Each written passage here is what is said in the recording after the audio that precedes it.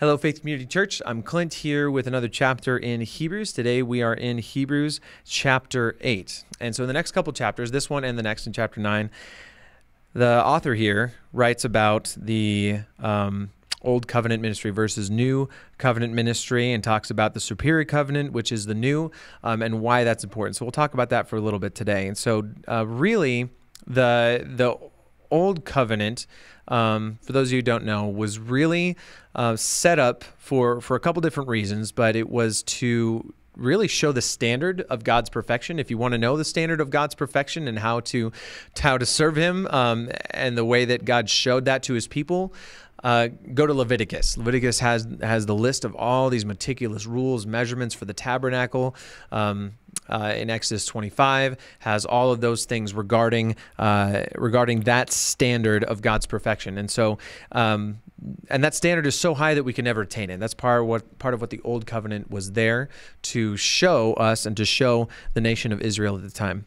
And the Old Covenant was also to show them their sin, show the nation of Israel that how sinful they actually are. And this is also there in Leviticus 2. It lays out all of these sacrifices they would need to make with animals, and how they would need to do this to atone for their sins. And so it was there to show them that. But one of the greatest reasons, too, for the old covenant made between God and Israel was to really set up this new covenant, to show it here almost in a smaller scale, to like magnify this new covenant in the grand scale, and how God is glorified even more here in this new covenant with Jesus dying on the cross for our sins. So a couple of differences here I want to talk about, and we'll probably get into this into the differences more on Monday with Pastor Caleb, but obviously, the Old Covenant was temporary, and the New Covenant is forever. It's all eternity. A similarity between both is that the Old Covenant and New Covenant is obviously that sin requires blood sacrifice. Okay, and so in the Old Covenant, the nation of Israel had to sacrifice animals to atone for their sins, but that didn't cover all of their sins forever. It only covered them until they sinned again, right? So contrary to that, in the new covenant here is Jesus' sacrifice for the sins of the world, and it's for all sin forever. It's eternal.